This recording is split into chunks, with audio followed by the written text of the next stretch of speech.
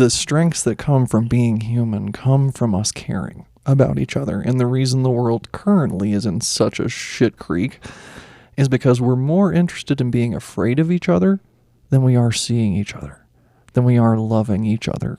Unconditionally, without question. You know, we're not in that era anymore. Hey, welcome to the All Grow Up Podcast. I'm David MD.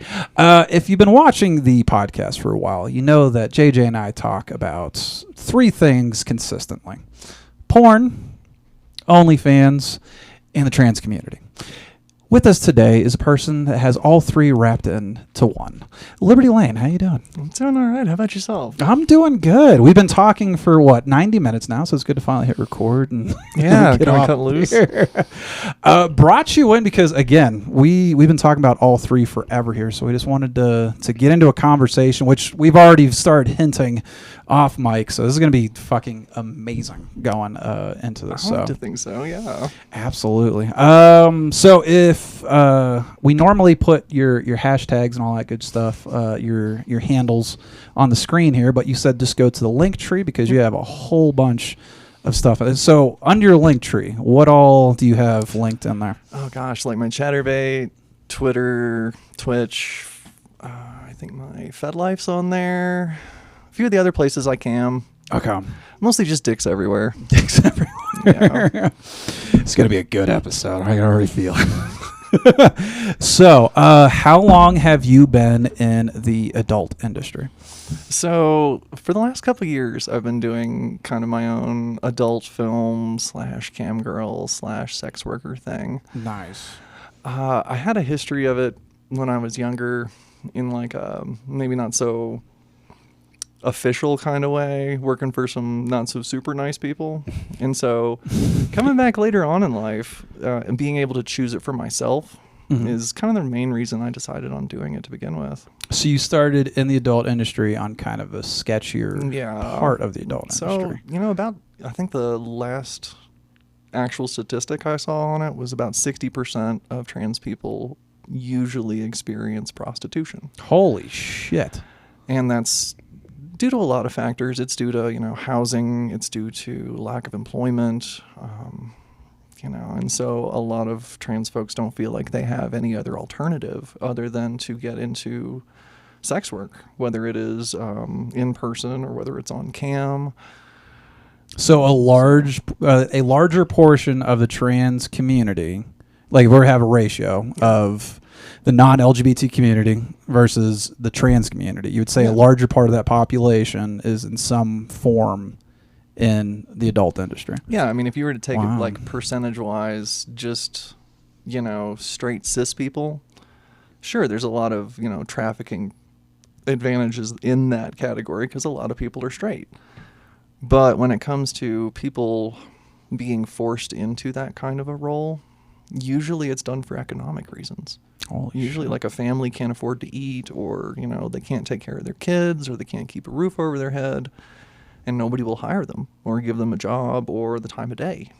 And so these people do the one thing that they know they can do, and that's rely on all of those hypocrites to pay the bills when no one's looking. Using the oldest oldest form of employment ever created. Yeah.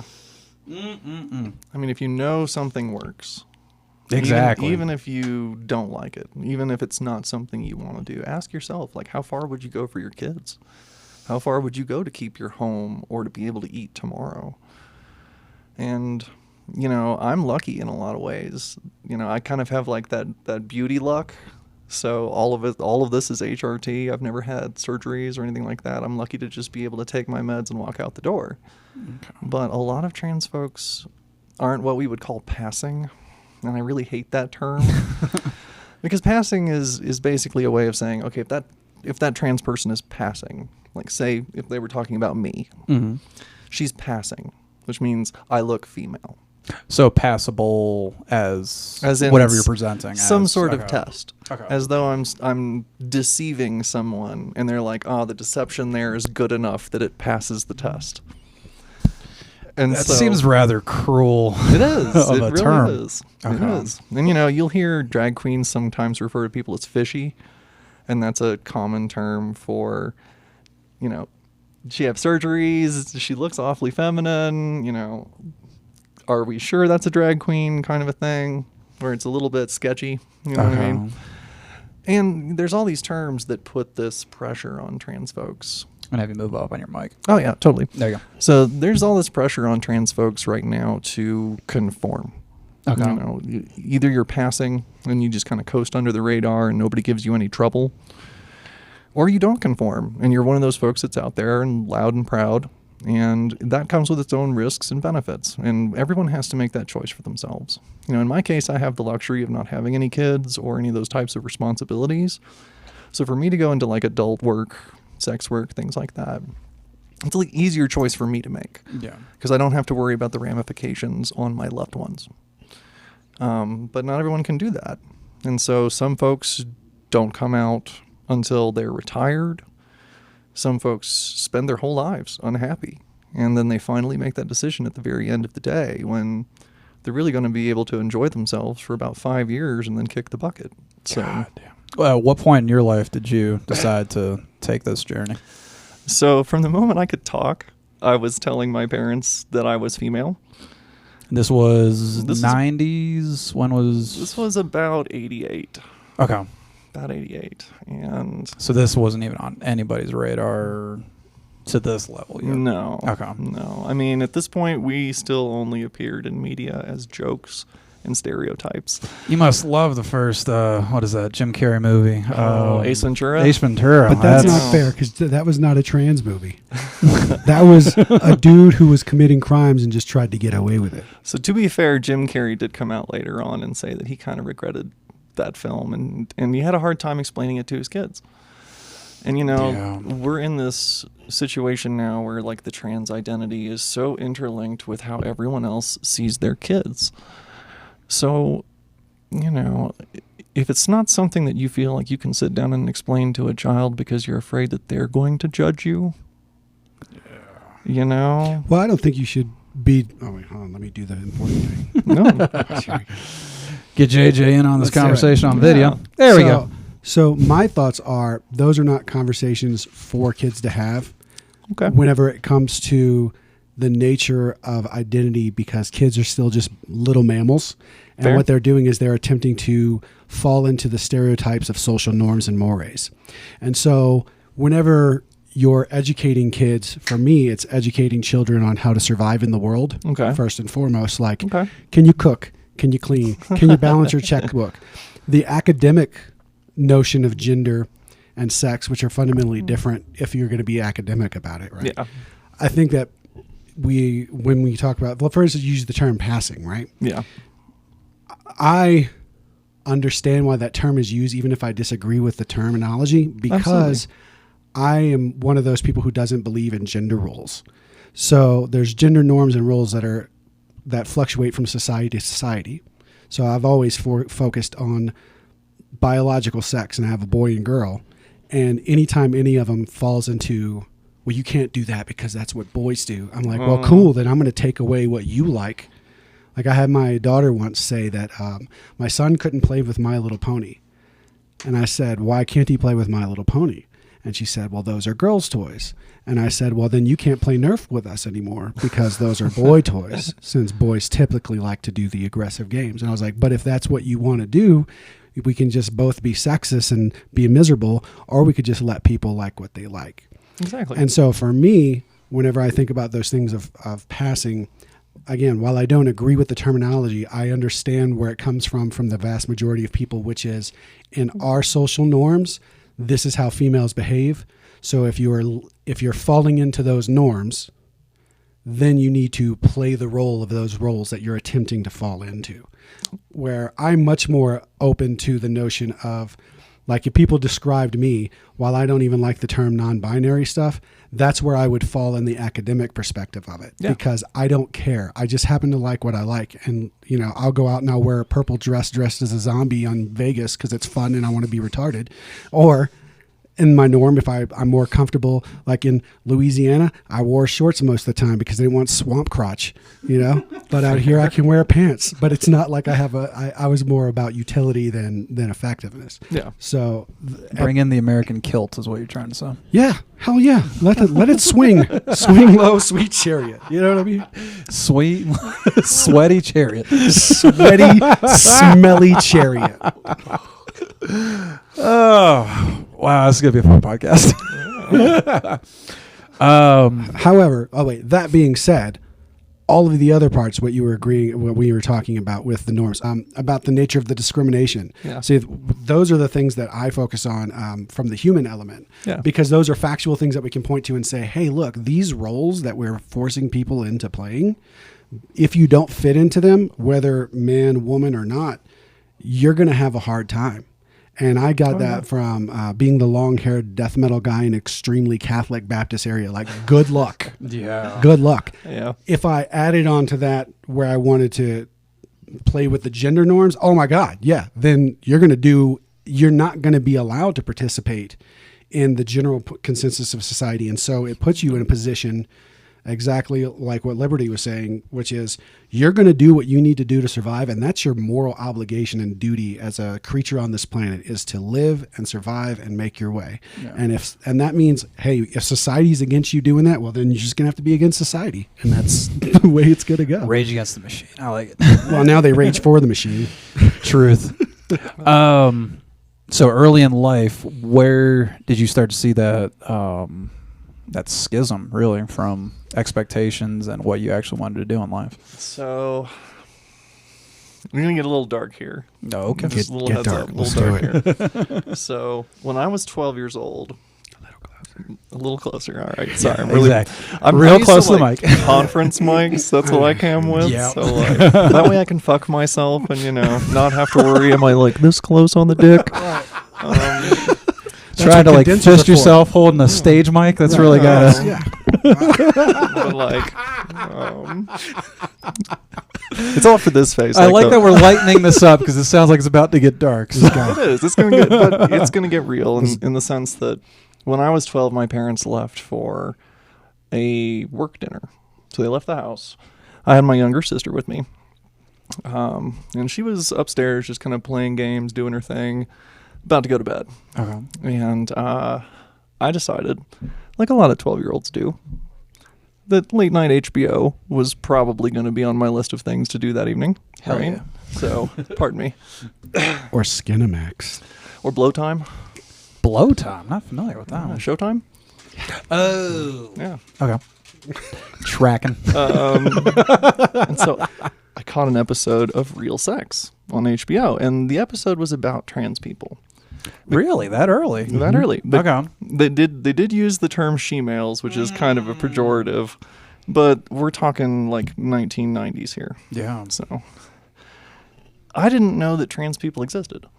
Like up until that point, my parents were conservative, Jehovah's Witnesses, Oh shit. and so I had no idea.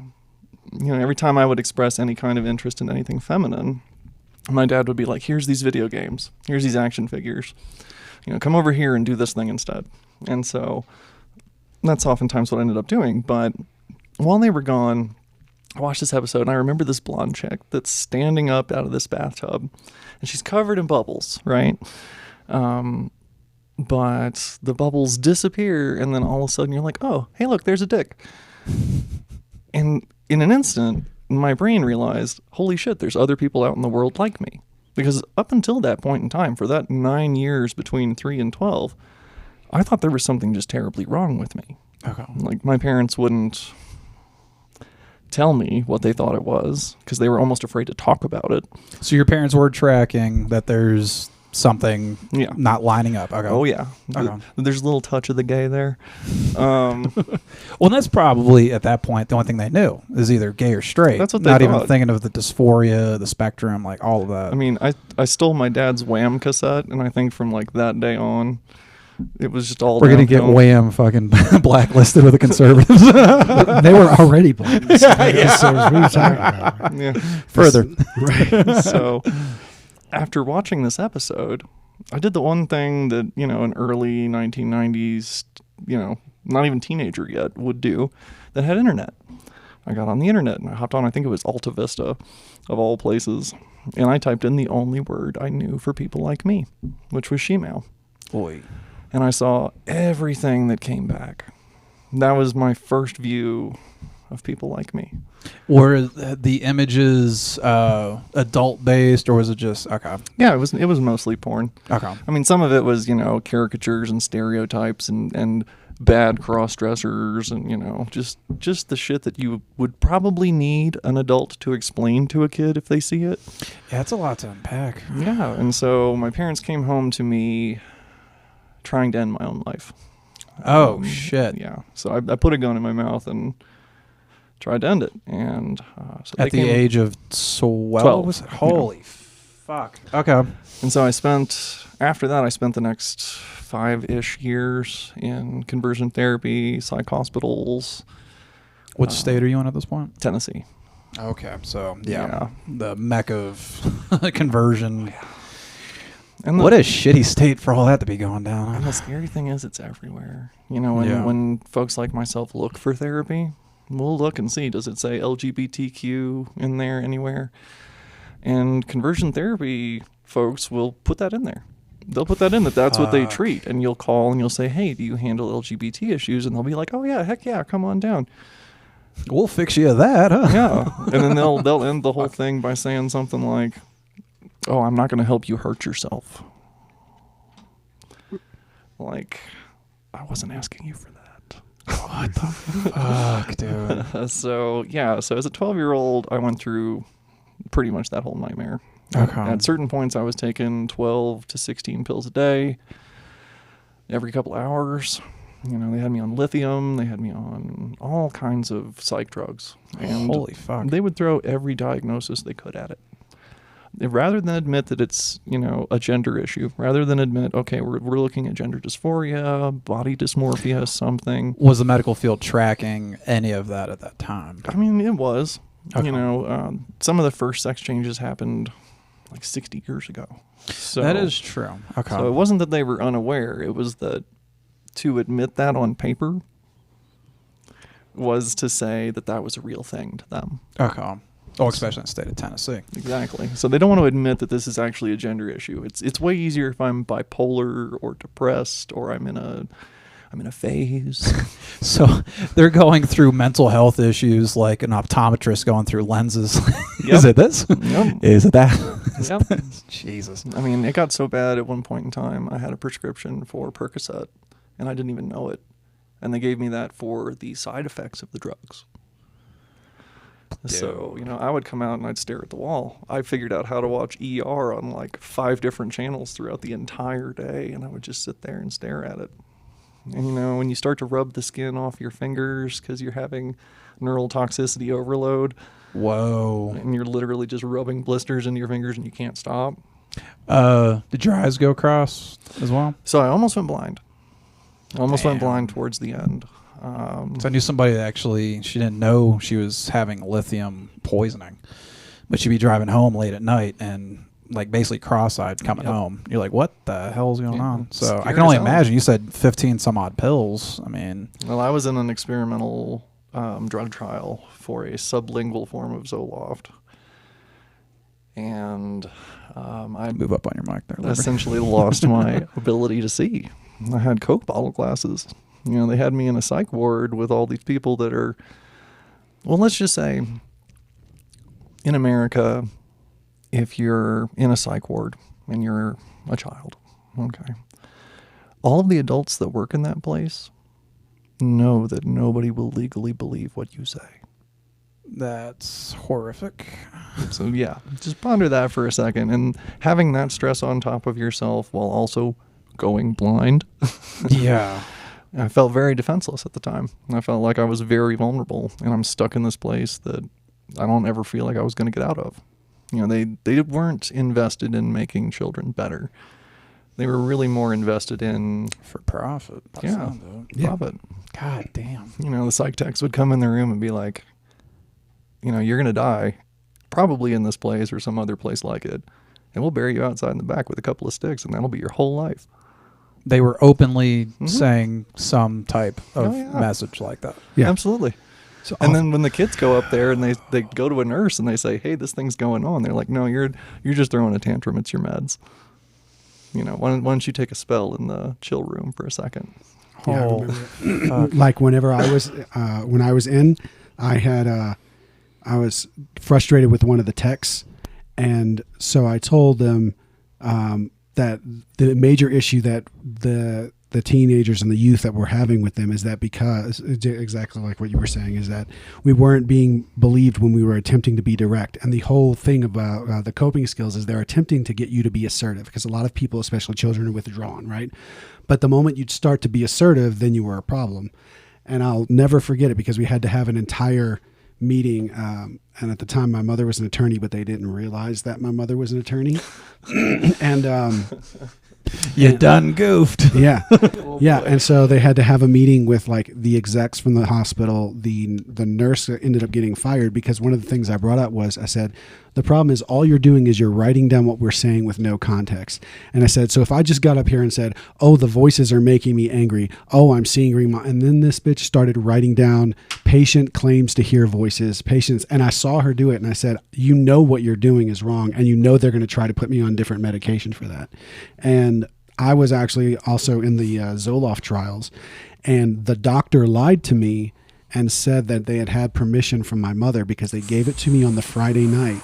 Ooh. So they put it on me through the weekend. So you're now on it. So you have to either go through major withdrawals, or you have to stay on it. You have for a particular time for the withdrawals to not be so bad. Yeah. Right. And so they lied, told me that my mother had approved of it because I wanted no drugs. I wanted to learn what was going on and develop mental coping skills.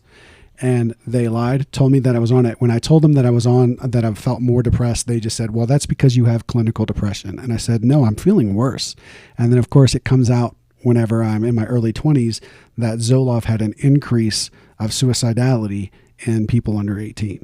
And that's when, Liberty, you're bringing that up, and then you're also bringing that up, is you guys are lucky you weren't involved in like a Columbine situation, because I think both those kids were fucked up on the Zoloft, weren't they? No, almost all of the major shooters have been on fucking shit, yeah, dude. But they don't want to talk about that because, and this is one of the hardest things for me too, is being in the field of psychology, was when it started to become all biochemical and none of the coping skills. So instead of us doing talk therapy and teaching you how to deal with it, we were like, take this pill because this is going to get you back to homeostasis. But the problem is homeostasis can't be attained if all you're doing is drugs, because what you're creating is what they call an iatrogenic cure, which is now you created another problem, meaning that now I have to be on drugs for the rest of my life in order to feel better. Holy. Yep. As opposed to doing what obviously you needed in your youth, which is what do you identify with and what brings you joy? Well, But we don't even ask those questions. And the other thing is I lost so much of my life because those questions weren't asked. Mm-hmm. You know, like I didn't find out I had 3 sex chromosomes until I was in my late 30s. Yo. And that's something that, generally speaking, you know, you may be able to go a long time without it, and a lot of intersex folks do. Mm-hmm. You know, they go a long time without finding out because not everyone, you know, has the mutation effects with the genitals. A lot of times there isn't necessarily a deviation there. Okay. Whereas, you know, the chromosomes can affect, you know, your hormone levels. I've known guys that had similar problems and they had tits and they were kind of like, what the hell is going on? And it's because they had chromosomal issues. And so it kind of, you know, for the folks that argue about whether or not trans people have a right to exist, and they say, well, it's just not natural, or it's just not, you know, they're confused, this, that, or the other. They never, you notice those folks never talk about the intersex folks, the folks that have multiple chromosomes or multiple genitalia. They don't care about those people. I think that they consider those a different group of people. Yeah. Which academically, I would also consider that, black screen. There we go. But I also would, again, because I look at it from the sociological versus the biological. Absolutely. So for me, that's a totally different argument of different issues that people need to deal with, right? So the intersex people, and one of the tragedies that most people don't talk about also is that hospitals encourage parents to make that decision immediately. Yep. And so you could be an individual that has a micro penis, and that's part of the intersex community, but you're very male, you're very masculine, and you'll grow up and you'll have testosterone. But now, which has been, they've caused issues by forcing this onto people, forcing this onto children to make a decision and then force them into the norms of the gender roles that they're supposed to do, and then they're perpetually unhappy and miserable, and then their lives are I mean, for lack of a better term, their lives are fucked up because of that. And then the difficulty is the lack of nuance in the conversation. And that's definitely what this entire fucking thing's lacking, is nuance and empathy, really. Like, yeah, 100%. I think that for most people, when you get past the buzzwords, right, and you want to have a meaningful conversation, because it's really easy to own the conservatives or own the libs or own whoever you're having this public debate with, because your ego is involved. But when you sit down with an individual and you're having these conversations that are supposed to be meaningful and life-changing, people navigate that much differently. Yeah. You know, and the difficulty that I see occurring now in the world is that we've forsaken nuance in order to fall into groupthink for affirmation, right? So we want to be accepted, but the difficulty is we don't want to be accepted for who we genuinely are.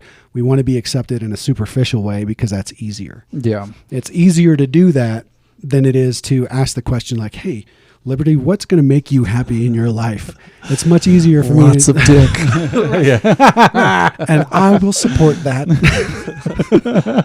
I mean, I'll be honest with you, like the world as it stands now, and I think we all can tell when we look at it, that I think that the world is becoming more and more led by fear.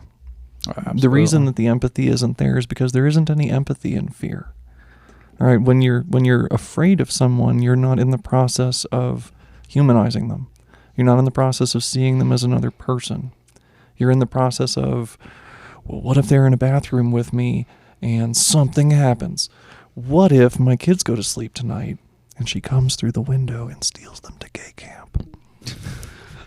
What if? And it's all, you got all these what ifs. And when you really put Occam's razor to all this stuff and you say, okay, what if this trans girl walks in this bathroom? What if she plays a sport?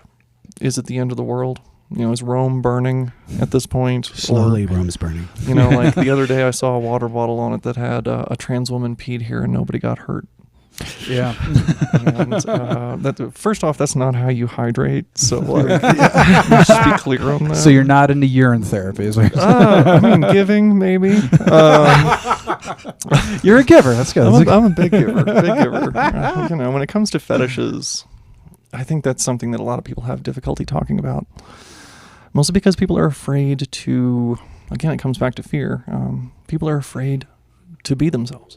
People are afraid to be genuine because they're afraid that someone is going to come along and judge them for it. Yeah.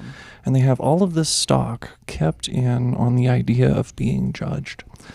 And as someone who's put their asshole on the internet, I don't even know how many times at this point, like, you know, gummy worms in the asshole, like all of that stuff. Oh my God. Fuck everyone. Fuck everyone. Like, you know, if they're gonna waste their time judging me for what I'm doing with my life that isn't hurting anybody, then literally just, you know, find the nearest bridge to jump off of. Best of luck. I don't care. There's not enough bridges in Colorado Springs. Yeah, there's really not. No. But there's a lot of mountains. Yes, there are. Yes, there are. Make a much more epic suicide. Circling back, the bathroom issue. Yeah. When you listen to some of their conversations, it seems that they're projecting their own thoughts, and it seems like it only takes a little bit of a push for some of these idiots to go into a bathroom and assault a teenager. Absolutely. It's, like it's so easy. Like it seems like you put a lot of thought in how easy it is to go and sexually assault somebody. But some of these conversations look like they're just a Bible throw away from just. Yeah, because you ever notice that God is the only thing keeping these people from raping and pillaging? Right, and he's doing a bad job. I mean, every accusation from them is an admission. Yeah. You know, and it doesn't Freudian always slips. it doesn't even always have to be with trans people. Like No. Lauren Boebert earlier this week was going on and on and on about public urination, and it's like, I get it. You're not doing your job, and you're up there and you're feeling weird thoughts. It's okay. You know, that's what folks like myself are here for. Happy to help you with those when you're not actively being a government employee. No. When you're not having to ask a guy the same question 36 times about whether or not he allowed that. Given the fact that it takes about 9 months for a human child to be born, I figure it'll only take about 4.5 months for her to put a gun in his hand and take a holiday photo. So, Hell yeah. you know, In soon. utero gun posing. Yeah. Damn right. Hey, if we can have sex ed, we should have gun ed and drug ed, all Absolutely. those eds. Actual driver's ed. Yeah, that would be amazing. So I can actually feel safe on these fucking Colorado roads. Yeah. I mean, I didn't grow up with the middle school, high school experience. So like that's part of my life I never really got to experience. I had to learn about things like sleepovers and prom and stuff like that from watching Degrassi, which is big thanks, Drake. But, It's all your fault, Drake. So actually, yeah, circling back to your life, did you lose the middle school and high school experience because you're going in and out of these psychiatric care and everything? Yeah, I'd be in for 6 Fuck. months, 8 months, and then they'd release me for like a 2-week stint to reacclimatize with society, Okay. which they never had any intention of allowing. They're going to pull you back in a couple of weeks to a month and just check, make sure. Sounds that like you're our doing prison okay. system. It is. It is. No intent of really releasing you back into the wild. And that was the thing, is that I wasn't ever charged with anything other than claiming to be myself. God.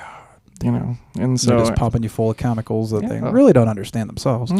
no, the side effects are as of yet unknown. Yeah.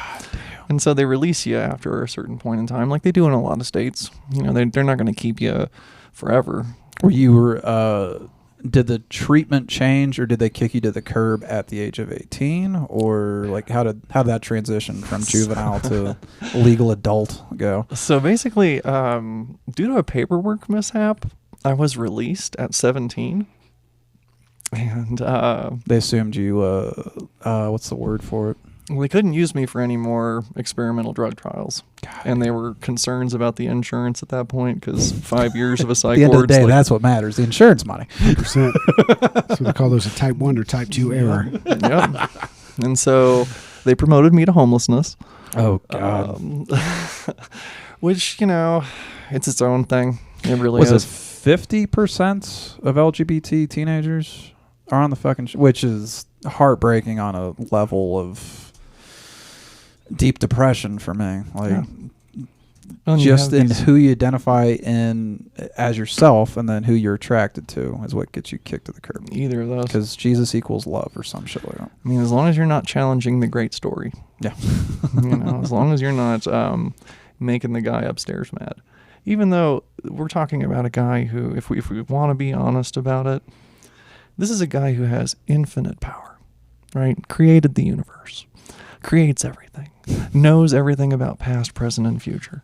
And after getting upset at his creations for being the way he created them, he decides that the best way to forgive everyone, to finally bring himself to that point of emotional forgiveness, is to torture and kill his own child. Which is him too. Yeah. Which- So, like, you know, whenever I'm having a discourse with someone and maybe we don't agree about something, maybe I wasn't my best, maybe they weren't their best, and I got to go look back at that situation and think, maybe we both could have done better. I generally don't take my kid out to the woodshed and torture and kill them before I can make peace with that. So it's just, you know, on its face, it's insane. And these people,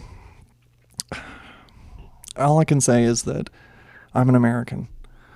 I fight tyrants. I don't worship them. And, you know, when you got a guy that's solving Egyptian political problems by hit angels on innocent children, we should step back and ask, maybe is this the guy that we really want making all the choices? Just thoughts. You And a know. guy whose character arc and traits and all that were written almost 1,500 years before the scientific revolution. Yep. Also something I hang up on myself. Yeah, I mean, like, Jesus was a cool dude. You know, we see different people, but, you know, we talk every once in a while. Do you think Jesus was white or Arabic? Oh, Jesus was definitely not white. No, well, that's only on the Hallmark Channel. But, you know, the problem here is that all of these people are looking for a leader, and they want certainty. They don't want to be afraid anymore. And when people like me come along and challenge this great story that they've sold themselves over the course of their whole life, you know, whether it was they chose it as an adult or their parents signed them up for a Tyrant subscription, but either way, you know, Tyrant subscription. I don't know. Have you considered stand-up comedy? Just the wordplay alone. There's way more money in gummy bear assholes than there is in doing stand-up comedy. You could do both at the same time. I really feel there's overlap between the stand-up community and the sex work. Yeah, you're really Yeah, putting your soul out there. Yeah, you just get paid way less. Yeah. A soul for a hole, as I always say. Soul for a hole. Yeah, it comes down to fear. You know, these people don't want to be afraid all day. They don't want to be afraid of me in the bathroom. They don't want to be afraid that I'm going to say 3 words to their kid in passing at a grocery store and all of a sudden their kid's just queer as fuck. It has to be triple an issue for you because your height alone already has to like freak some kids. You said 6'3", 6'4"? 6'3". Yep. Yeah, so you already have the cards completely stacked against you. I mean, you can say that, but like, you know, for some of my sex work clients, it's actually been a positive. Nice. And I'm going to say Guys that trying to get dominated and shit. either that or they're just petrified. Like, I Get had an erection while horny. I had Or, a guy show up one time and he sent me all these photos that totally didn't look like him. Right. I'm like, that's not your dick there. It says Brazers in the bottom corner. And he shows up for his time, and he's like 5'2". Oh I was wearing heels at the door, so like I'm at that point about 6'6", Jesus. and he just hands me $400 and leaves. He was so panicked by my height, and I guess it affected his masculinity. Or he was just like, came right "Oh, away. wow." I was like, well, here, you earned it. He looked petrified, Right. to be honest, and I was like, How often is your height an initial issue where guys are like, hold up? you know, to be honest with you, it's usually not an issue for like cam or things like that because people usually can't tell how tall I am on there. But when they meet me in person, And that's what I'm saying is who all's got the hots for you on your FetLife or your cam or like whatever and show up and they're like, holy fuck. so here's kind of the weird thing about that is that a lot of guys always want trans women to top. And so for a huge portion of guys, my height's not a problem at all because they want me to pick them up and push them against the wall and Ragdoll them. you know, put this girl sausage in them. And it's like, okay, well, yeah, we can do that. And so Okay, I just got to tell you, I'm totally stealing the term girl sausage. And I just want my face on camera so they can publicly know I'm stealing that from Liberty. Denver Mikes, watch out. Oh, they hate me there. They'll I never know. let me. Yeah. Can't have a sense of humor in Denver. Generally, the only problem that You might get some street cred. Sorry. Get some street cred out of this. Doing a. Oh my god. Generally, the only times I run into trouble with regards to my height is usually with the guys who are real toppy, like maximum top energy, but not today. And they don't really know what they want. Like they like the fact that I'm tall, but like they're like, I've only ever put a thumb in there. And I'm like, all right, so what are we doing today? Like, are we sculpting? But to be fair, I mean, a lot of people think that my job is a lot of things that oftentimes it isn't. You know, I had one guy show up, and this is the story that I tell everybody, because this one hit me so hard. He shows up, and he wants a couple hours. I said, okay, cool. And he shows up with an easel and a canvas and some paint. You banged Bob Ross? I know, right? Happy No, little he's in it, trees. right? Yeah. Happy little boners. But he says, let's go out to your balcony, and I want to paint the mountains. And I'd like it if you would just sit there and smoke cigarettes and drink coffee or tea, whatever you prefer, just in a mug. And I said, okay, cool. So I go and I sit out there for a while. And about 30 minutes goes by. You know, he's getting the basic framing in for the mountains and just starting to kind of add in some of the filler. And I looked at him and I said, you know, I know that in this line of work, we're all about discretion. You know, we don't want to necessarily ask questions that we don't need the answers to, because extra information becomes a liability at that point. But I was so curious. So I asked him, like, hey, what are we actually doing here? Like, is this all we're doing tonight? Mm-hmm. And he said, yeah, this is all we're doing tonight. And I said, okay, well, I'm cool with that, totally. But I would love to know the story behind why. And if you don't want to tell me, that's totally cool. You know, it's not my business. You're only here for a couple hours. If you don't want to talk to me about it, that's totally fine. And so he stops painting for a second and he explains that his ex-wife is now his ex because she passed away. She had lung cancer. And so she would sit with him while he would paint all the time. That's one of the big things that they would do together. And after she passed away, he found himself unable to paint. Fuck. He was struggling with it, and he could never finish a painting. He would get very emotional during the process. And so eventually, he decided to find someone like myself. And I felt very honored to be chosen for this, because essentially he was just using me as a surrogate. He just needed someone to sit there and smoke cigarettes and drink coffee. Now, there are still some questions in my mind as to why a trans girl. Yeah, You know, was she a tall blonde? Like, what? From what I understand, she was tall. Okay.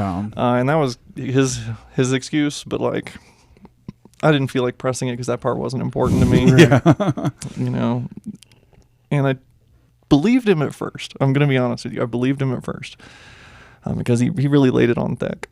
And then after that, I was like, okay, are we going to do another session? Like, was that guy being real? Is he going to come back this time and want the brown eye? But he came back again.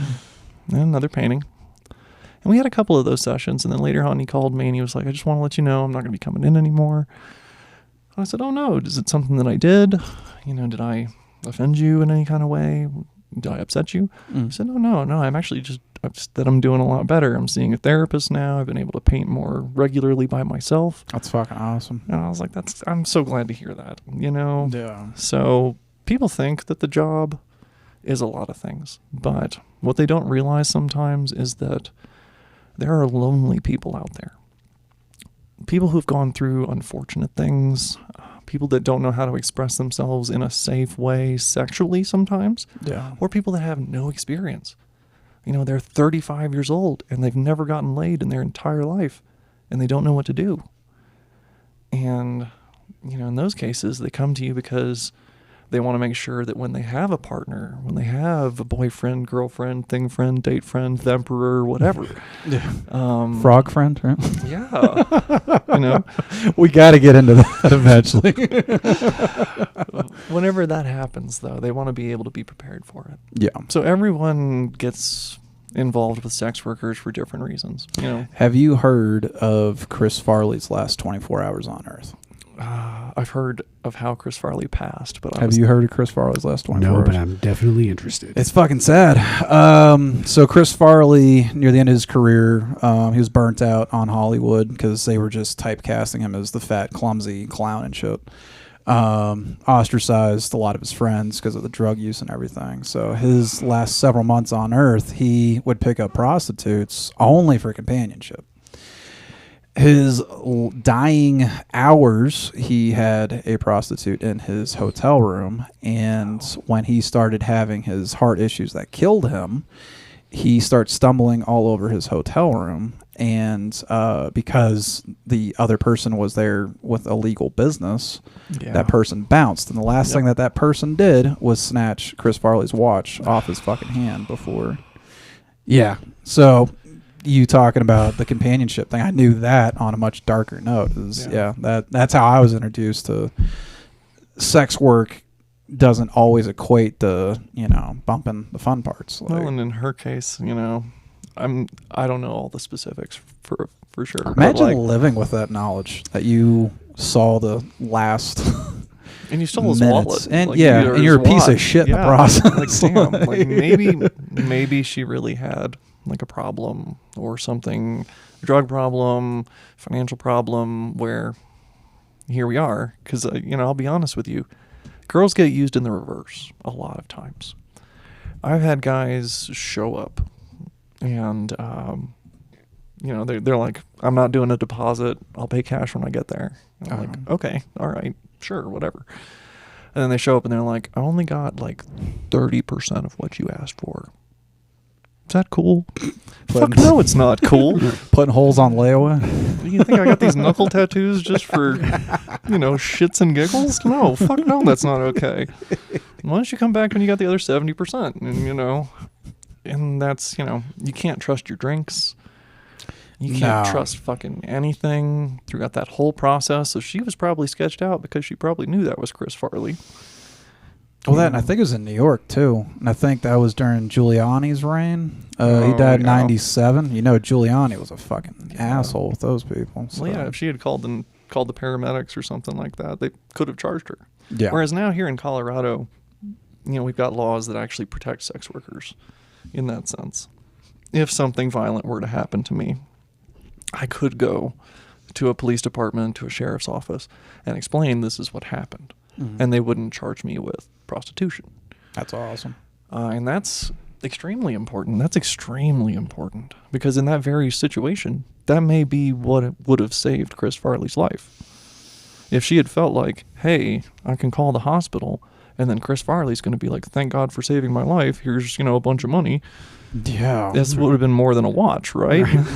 So, I'm just saying, when it comes to making those hard survival decisions in that moment, Chris Farley was there probably because he knew. His would have been easy. He actually died in an overdose. Yeah. Just looking at his Wikipedia right now. Overdose of a 8-ball or speedball. Yep. That you could. He's Fucking mixing 'em up. speedballs are a nightly occurrence for half of our police department. Fucking Narcan and off to the races you go. Yeah, maybe she's born with it. Maybe it's methamphetamine. But so before, all right, my original intention is to circle back to you becoming 18-year-old, but okay, we brought up the methamphetamine. How often are you exposed to that lovely part of Colorado Springs? So I don't know why, but I would say about half of the Johns out there will send messages like, hey, how do you feel about Clear? Do you party and play? I'm not familiar with Clear. Clear is just another phrase for meth. Okay. Yeah. I only know what was in Breaking Bad. So And, if you don't say the blue, I have no idea. and So Clear. So Clear, yeah. They'll ask you about Clear, Crystal, Tina, all that jazz. And the party thing, partay, Oh, dear. that's usually meaning, hey, we get really fucked up on meth, ecstasy, something similar, GHB, and just get weird with it. And I have it very clearly listed on all of my ads, everything that I've got.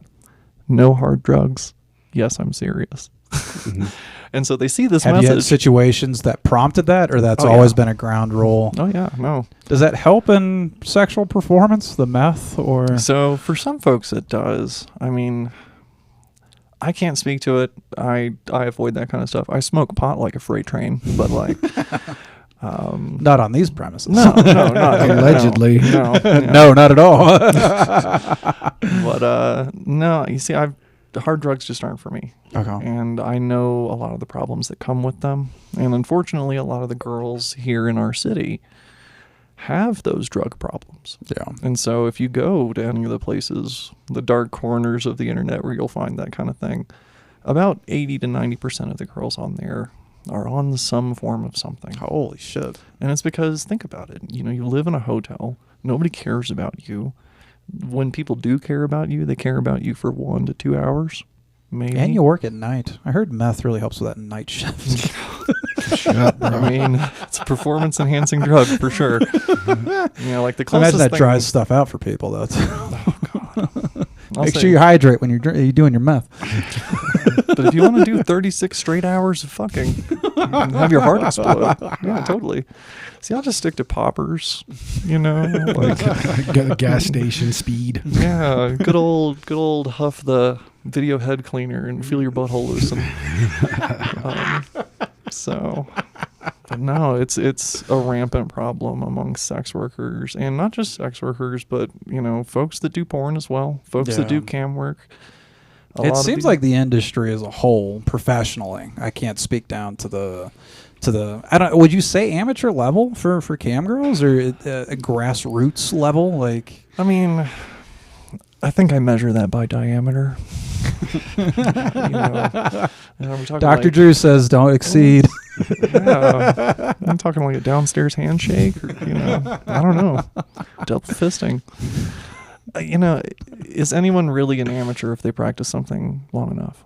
Was it 10,000 hours of fisting? Is what's going to get you to the It's big quite a bit leagues? of fisting. Yeah. How do you get to Carnegie Hall? Practice. I hear Jim Henson's company is hiring, so like I'm looking into that. I want to be a puppet. Yeah, just like way up in there. Jim Henson, huh? So Big Bird was like elite level because he had an entire human inside yeah. of him. Yeah. Yeah, That's when you know you're. I mean, Your Oscar fisting the games, Grouch had a person inside him inside of a trash can. Whew. Yeah, that hits at least 3 fetishes. So, no. The interviewers tell me to circle back. So, you essentially get kicked to the curb post psychiatric care. Yep. It was basically open-ended, like, good luck with all your whatevers. Yeah, it was at the bottom of the paper. I'm pretty sure it had like 5 signatures and the words "get fucked." We don't know where you're going to keep this since you don't have a house, but like, Fuck, dude. and so I ended up going and staying with my parents for a time, which was an absolute nightmare because they were Yeah. like, "You cannot be trans in my house." I'm like, "Oh, so it's like a light switch thing. As soon as I walk out the front door, boom, Hope you got good makeup. faggotry." Yeah. You know, I don't know how this works. So I would always have to bring a second change of clothes with me and all my makeup and all of my stuff. And as soon as I got out the house, I'd find some friend's house or apartment or a bathroom somewhere that I could zip in and out of. And that's the way it had to be. Was there an option to be kind of tomboyish where you I tried that. I Okay. played soccer for a while. well, no, I'm saying in regards to like the makeup and stuff is No. so okay, that needed to be part of your essence, your experience. You had to. It's a safety thing. You know, once you start crossing over the trans line, it's kind of like we were talking about passing earlier. Okay. Yeah, you need to get off warning signs of. Yeah, you got to go all in. I mean, think about the fact that men tend to beat women that they don't find attractive more often than they would damaging the goods Yeah. of something else. And so, And sorry, at this point, what were you doing to have an income? Is this why you had to present so obviously? yeah, at this Okay. point, I was God damn. So you're trying to find my own clients, and this was shortly before. you're already in the sex industry post high school, like immediately out of high school. Okay. I mean, my options were I could fake being myself. I could lie about who I am and,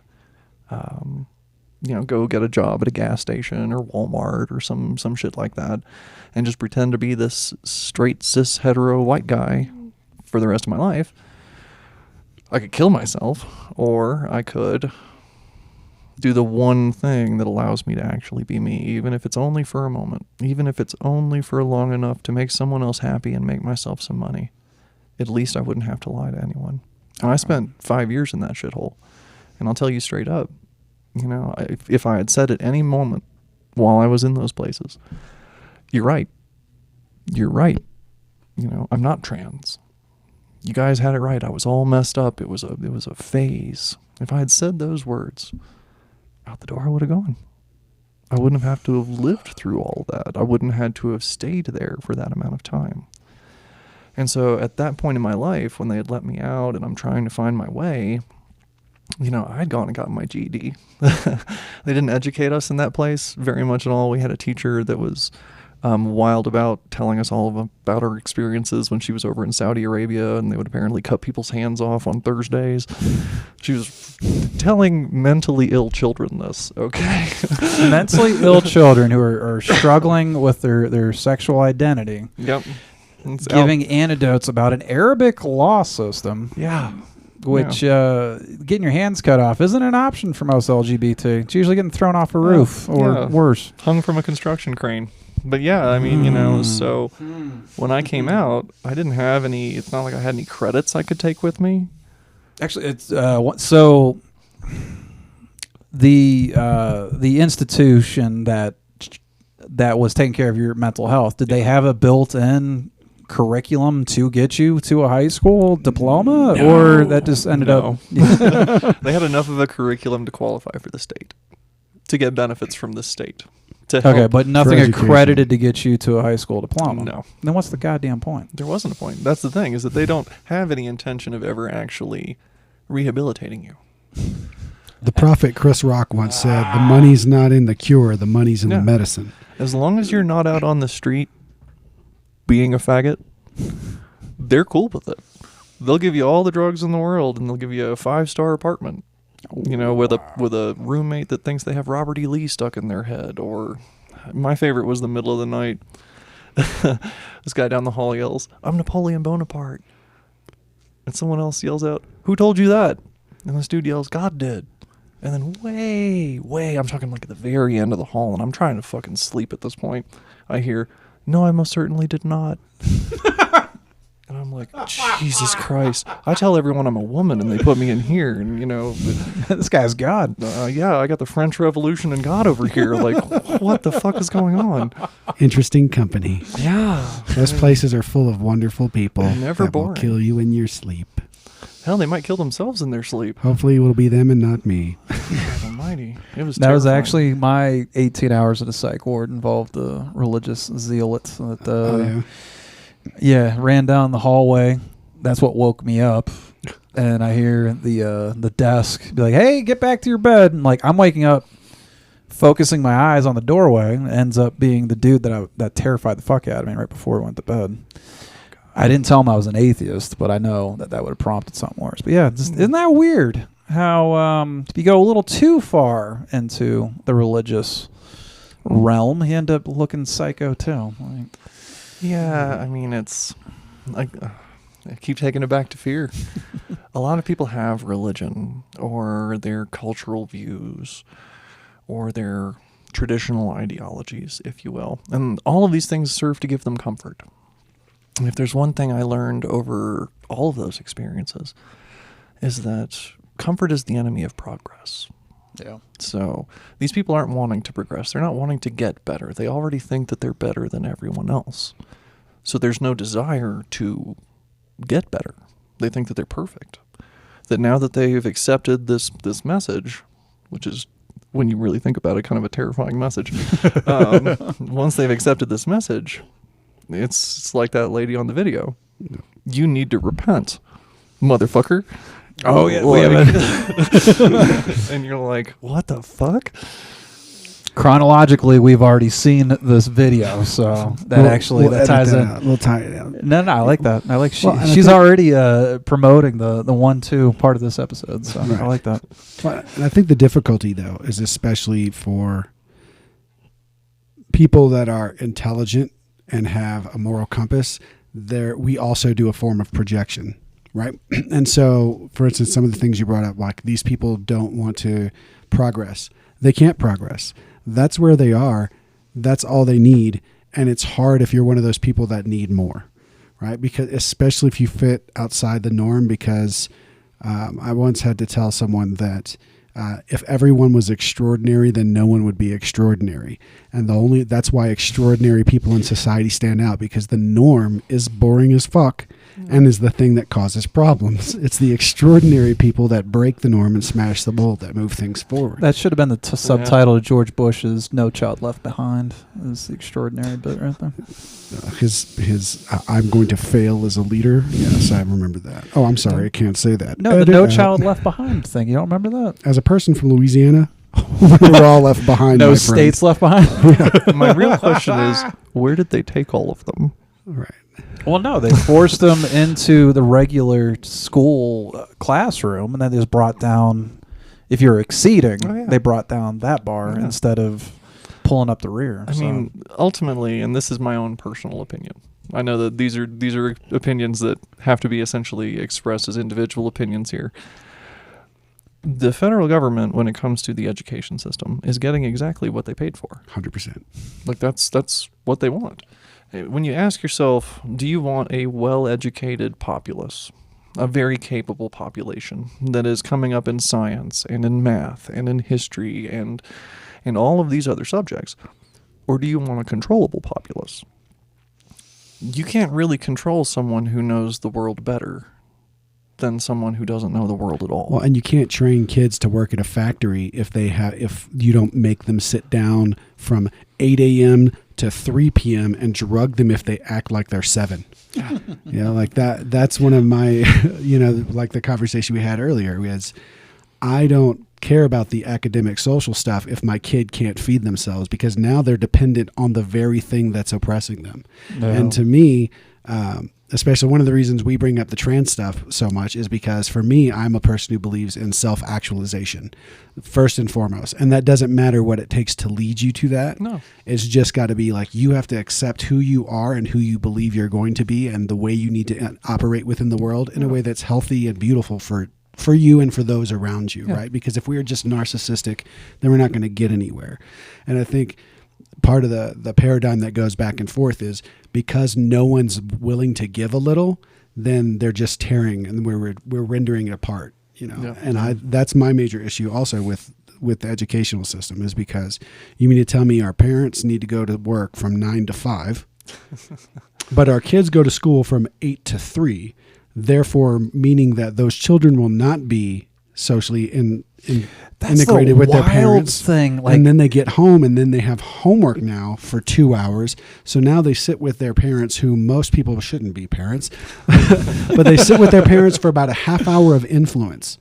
Right. And I'll never forget this. And this actually came from this Jesus Camp documentary I watched. Oh, God, that one's so terrifying. Yes, but there was a beautiful statement. The beautiful statement that the woman said, even if I disagree with her theologically, was she said, "Why would I have children and entrust my greatest asset to be raised by someone else?" Because you aren't equipped to teach. Well, that's not. I mean, I think 4 years. I think as we've just known and just expressed here, the vast majority of teachers are not equipped to teach, because we are teaching in a system that doesn't teach our children, and therefore they're perpetuating that cycle of ignorance and foolishness, and they're in a way perpetuating that cycle of oppression dependency, because we are not allowing teachers to teach. It was like he brought up when they Florida. did when we did the No Child Left Behind, we took the excellent and you smush the excellent, and then everyone fails. And if you stand out the bit, we don't need you to stand out. We need you to stay at this factory, Bob, because the only way you're going to get pussy is if you make this widget for the Corvette. And if you can't do that for 14 hours a day at overtime and you get to go fish every once in a while, then you're violating the norms of society. And that shit is trash. Yep. Welcome to capitalism. Can you use a metal press? I'm an uber capitalist, but I see the flaws because humanity is tragic. Well, you're capitalist until, what was it, the dispensing of the pussy? No. I said, no, quote it right, motherfucker. I said, chicks tend to be socialists until it comes to pussy, because the problem is it's supposed to be from what you can do to those who can't, right? I'm summing it up because I don't want to get quote stricken by some fucking psycho Marxist. But the point is that I'm getting to is that people tend to be In their interpersonal relationships, we are all communists and socialists. That's how it works interpersonally. But when we're talking about the vast majority of society, we have to allow for capitalism because all of those other functions economically can survive under that umbrella. That cannot. So if I only believed in communism, then you can't excel past me because you're not allowed to. But if you're a capitalist if you're in a capitalist system that wants to be communist, you can behave that way all you want and nobody will stop you. I think we need a healthier blend of social norms because we don't have a moral populace, right? Like there's got to be a benefit to civilization. And I had this conversation, like I believe that we have natural rights. And then we also, on top of those rights, we have privileges. And those privileges, just because something is a privilege doesn't mean you don't deserve that privilege. But a privilege is dependent upon other people's actions. So like healthcare is a privilege, not a right. Because if you broke your leg in the wilderness, you would just die. That's natural law. But the whole point of civilization is that I don't have to be tooth and claw. You and I diverge at that point. But. Yeah, I know, because you're wrong. But that's okay. That's okay. You can be wrong, So and we can still be friends. I don't know. I think that's... Move up on your mic. I think that if we were talking about humanity as though they were any other animal on planet Earth, then yeah, I could see that point. But humans are a social species. They always have been. And so our strength is when we take care of each other. Our strength is when we're there for one another. You know, like if I'm in the South and I'm going to use a public restroom, the last time I was in the South, I had 2 people with me standing there to keep me safe. Now, yeah, you could say that in nature, well, sucks that she's trans. If someone goes in there and fucks her up over it, well, that's just the way it goes. She needs to have people sitting out the front door to keep her protected. Yeah. Because that's the way things are in the world. The universe is hostile. It's so impersonal. And so, but the problem is that we as a society, we as a people, as humans, we've othered each other so much now at this point that there isn't a pack. There isn't a tribe. There isn't one group. Because it's so much easier, and it's so easy to feel comfortable about pointing at the other folks and saying, they're wrong and I'm right. The way they live is wrong and the way we do things is correct. Our faith is right and theirs isn't. You know, oh, there's queers over there? Well, clearly that's wrong. And all of us traditional cis hetero monogamists, you know, we're in the right, clearly, you know, because that's natural. Yeah. When gender and sexual orientation variability in the natural world exists in more species than religion does. You know, the strengths that come from being human come from us caring about each other. And the reason the world currently is in such a shit creek is because we're more interested in being afraid of each other than we are seeing each other, than we are loving each other. Unconditionally, without question. You know, we're not in that era anymore where you see somebody homeless on the side of the road and you give them a burger, you give them, you know, $5, you give them a cigarette, you give them whatever you got because you feel for that person in that situation. We're not in that environment anymore. It's illegal in some places to It be in is. that. Like in Louisiana, there were these hunters for the homeless, and they literally delivered 2 tons of deer meat to a homeless shelter, and the homeless shelter was told they had to throw it away because they were regulated out of kindness. Yep. Right. And So where does the homeless shelter get its funding? well, from either charity and subsidies, Subsidies from us, so we can pay for us being the government. it. Right. So these guys just cost the Yes. taxpayers more money throwing out tons is the word you used of Right. meat. Yes. And that's my argument also why I don't like taxation, because or certain taxation for moral good, because it violates my ability to be a moral person, right? Like I am the opposite. I am super judgy. I just believe that we need to be better at it. That's See, where I most people think- fail, is that they're bad at discriminating. I am good at it. Well, what I would say is that in that situation, that was socialism working well. That was people stepping in and saying, we have a solution to fix this problem for these people. Mhm. And then capitalism comes in and says, well, did you get the requisite forms? That's bureaucracy. That's bureaucracy. You know, did you pay the right guys? Did everyone get paid? Well, that's the question too. Was that the contractor saying, "Hey, we didn't get this week's fucking"? No, they're not allowed to because it could be dangerous. There is the food, Right. the FDA aspect of it. But Yeah, the FDA that also fails miserably and has to recall 2,000 products a year. Yeah, those guys. And because we all know that, you know, homeless people have such strong legal teams. All right. Okay, so This guy gave me some bad deer, so I'm going to go get my fucking lawyer that costs $1,000 an hour to sue him. yeah, that way That I is a just bit on the never pricey have a side. home. Right.